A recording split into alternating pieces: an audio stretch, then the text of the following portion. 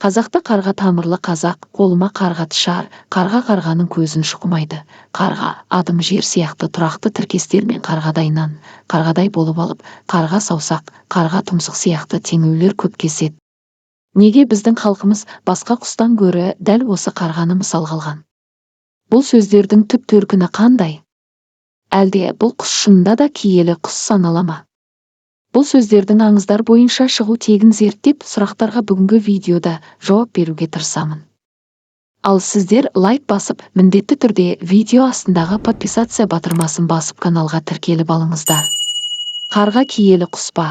Дүниеге бозбала шақ, жігіт көңілмен қараған кезде Құдай тағаланың бүкіл жаратылысқа жауабы барын бағамдайсың. Ұшқан құс, жүгірген аңның әрбіріне ой тастап қарайсың. Осы мақұлықтың адамзат үшін неге жіберілгеніне үңілесің. Мәселен, бала күніңнің естеліктерімен бірге санаңда бақиға қарқылдап қалып қойған қарға құзғынмен де енді мәмілеге келгендей боласың. Қай заманнан келген құс? Аңыз әпсаналар бұл туралы не депті? Қарға тамырлы қазақ деген не сөз, біздің де қолға қарға саңғыр дегені ше, қарға бойлы қаз туған қайдан шықты, қазақтың жақын адамға қарғам, қарғаш деуінің сыры неде, осыған аз кем дәлел дәйектер келтіріп көрсек дейміз. Әуелгі білетініміз Құран кәрімнен. Онда не деуші еді? Мәйда, Дастархан сүресі. Қабыл Абылды өлтірді. Жер бетіндегі алғашқы қылмыс. Енді қайтпек. Сонда Алла оған туысының өлігін жасыруын көрсету үшін жіберген қарға жерді қаза бастағанда әттең. Маған не болды? Туысының денесін көмген қарға құрлы бола алмадым ба деді де өкінушілерден болды. 32 аят. Демек адамзатқа туысын жерлеуді үйреткен қарға. Енді аңыз әпсаналарды ақтарып көрейік. Рабузидің Қисасул әмбиясын еске түсіріп көріңізші. Адам ата мен Хауа анамыз туралы алғашқы баянда не деуші еді? Хақ тағаладан хабар келді. Ей адам! Тәубаңның қабыл болуын тілесең, Меккеге бар.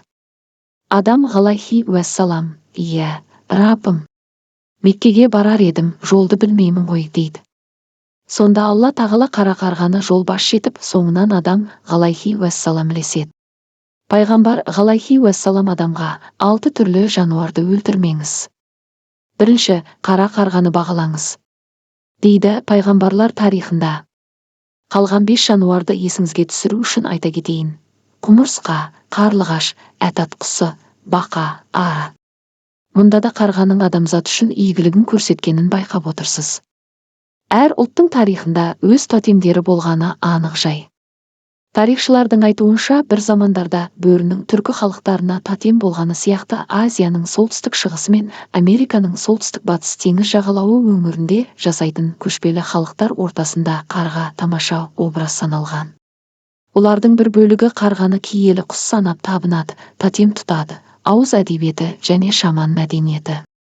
Ғұндардың көне аңызында да Жапанда жалғыз қалған үйсін күн биінің баласын қасқыр емізіп асыраса, нәрестеге ет таситыны қарғалар екені айтылады. Филолог маман Алмас Әбсадықовтың қарға тамырлы қазақ сөзінің мағынасын қалай түсінеміз деген мақаласында мынадай жолдар бар. Моңғолдың құпия шежіресінде қарға белгілі бір іске бірлікпен жұмыла кірісетін татулық бейнесінде жиі қолданылады. Ұлы қаған өзіне жақын адамдардың іс-әрекетіне баға беріп, соған орай шендік, лауазымдық жарлықтарды, түрлі аң-құстардың қасиеттері мен тірліктерін тілге тиек ете отырып жасайды. Сондай көріністің бірінде Шыңғыс хан әрдайым өзінің қасында болған қоға, көкетшөс деген әскербасыларға арнаған сөзін.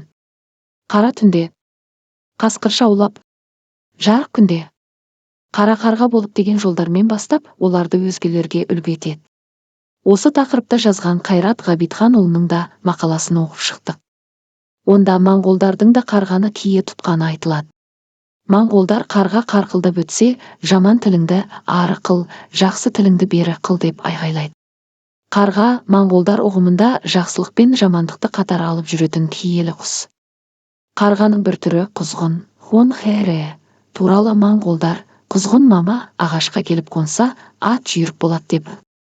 Оның себебі құзғынның ұзақ жасайтын және биікке де, алысқа да ұша беретін ерекшелігіне байланысты болса керек дейді автор Моңғол Халық Республикасының этнографиясына сілтеме жасап. Якуттардың қаңғалас тайпасының ішінде суыр, яғни қарға деген ру болған дейді деректерде. Қолыма қарға тышар деген сөзді басыма бақыт құсы қонар дегендей мәнде қолданады. Егер қарға киелі құс болмаса, оның қолына бір саңғығанын жақсылық нышаны санамас еді ғой. Әрине, бұның бәрі тым көне дүниетанымға байланысты туып, ұлт болып қалыптасу мен наным-сенімдердің өзгеруіне байланысты бүгінде ертедегі сол наным-сенімдердің тек тілде ғана сақталып қалғанын байқаймыз дейді. Және ойландыратын сөз. Қарға тамырлы қазақ сөзі қайдан шықты? Құс туралы ізденгенде энциклопедиялардан кейін әлбетте Есенғали Раушановтың «Құстар, біздің досымыз» кітабы мен құстар туралы мақалаларына назар аударамыз. Қарға сүйер баласын деген шағын мақаласында жанұясына адал балапандар үшін қандай қауіпке де бас тігіп тіке шабатын құстардың қатарында қарға барын біз көбіне ескермейміз. Бұрынғы қазақ қарға сүйеді баласын апағым деп бекер айтқан ба? Оның екінші бір кісі сүйетін қасиеті жұт болсын, өрт болсын, аштық аласапыран келсін, туған жерін тастап кетпейді. Ми қайнатар ыстықта да, ақ түтек боранда да туған жерінен алыстамайды дейді Есенғали Раушанов. Қара қарғаның жаралар жанын қимаймын оны қарғысқа кететін бетке апқалаған жанын өкпем бар қайта бар құсқа дейді Байбота Қошым Ноғай қара қарғаны ақтау өлеңінде. Біріне бірі жаны жақын ақындар осылай бір-бірін толықтырып отыратыны да қарға тамырлығынан шығар, бәлкім. Қазақтың көп сөзінің қарғамен байланысты болуы, оның қысы жазы көз алдында жүретіннен болғаны да дерсің. Тіпті Құралайдың салқыны, отамалы деген секілді қара қарғаның адастырмасы деген мезгіл бар екен. Қазан айының аяғында қара қарғалардың көк жүзін қаптай топтанып, у-шу болып ұшатын кезі. Қарға балапандарын өсіріп, қазан айының аяғында топтанып жүрген өзге қарғалардың арасында балапандарын адастырып кетеді, ал балапандары ары қарай өз бетімен күн көреді дейді. Қазақ әдеби тілінің энциклопедиясында қош делік қарға жайында аңыз әпсаналардың бір сыпырасы осындай. Айтпақшы, естен кетпейтін бір оқиға бар. Осыдан 3 жыл бұрын ғой деймін, Орал қаласында көшеде иығына қарға қондырып жүрген бір кісіні алыстан көргенім бар еді. Қолда ұстайды. Көшеге шыққанда осылай иығына қондырып ап жүреді. Өзінің мойнында айқыш, крест бар деді жолдасым. Неге екенін жақын барып әңгімелеспеппіз. Бәлкім жоғарыдағыдай наным-сенімдердің жұрнағы бойында жүрген жан ба екен. Ендігі әңгіме қазақ сөздерінің қарғамен байланысты болуы. Қарға бойлы қазтуған. Бойы қысқа, аласа, тапал деп түсіндіреді энциклопедия мұның мағынасын.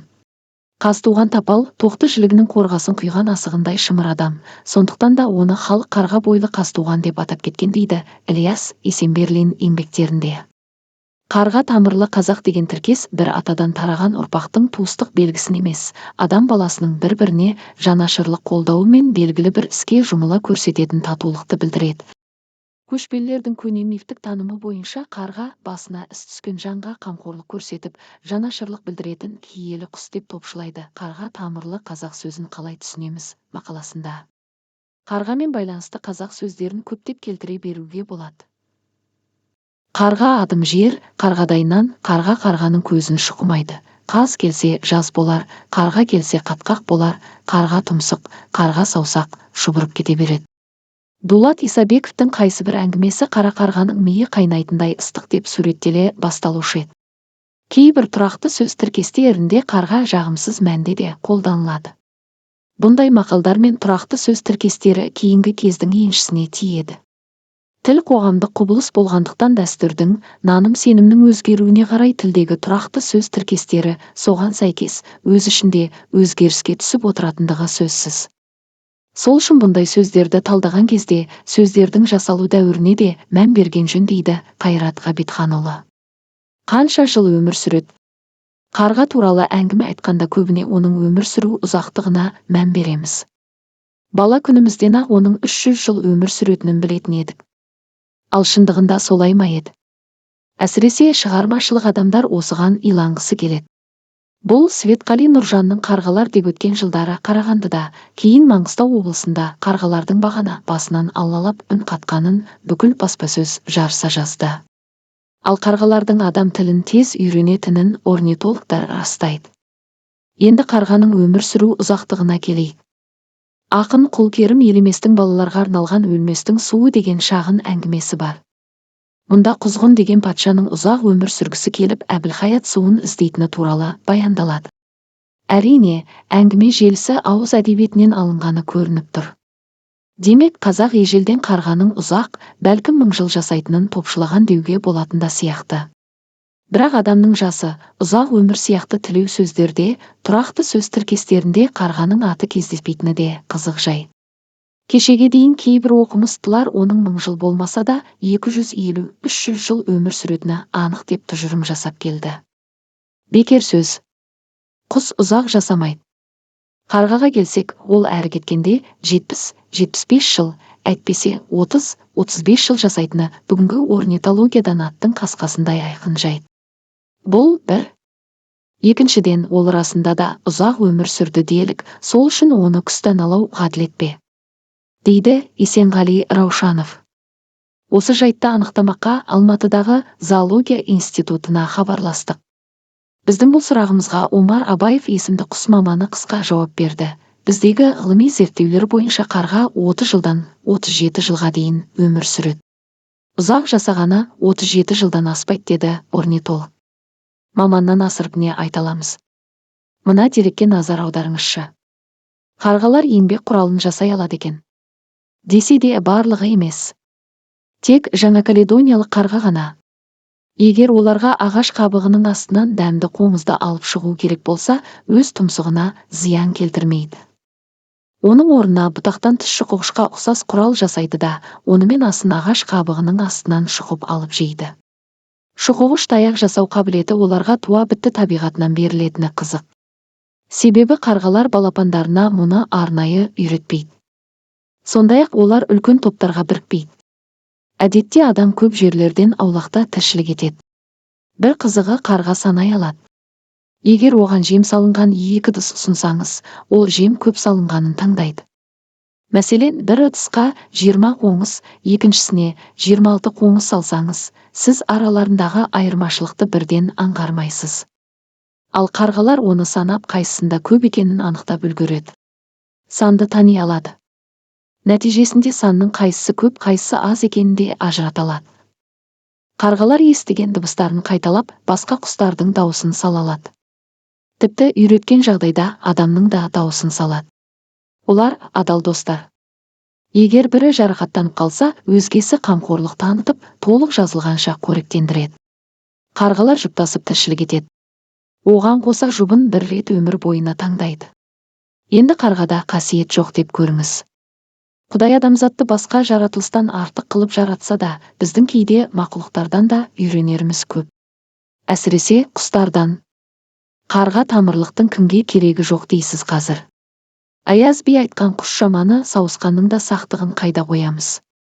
Қарға туралы аңыз бен ақиқаттан тұратын осы бейне ұнаса лайк қойып, пікір жазып кетіңіз. Каналға тіркеліп алуды ұмытпаңыз.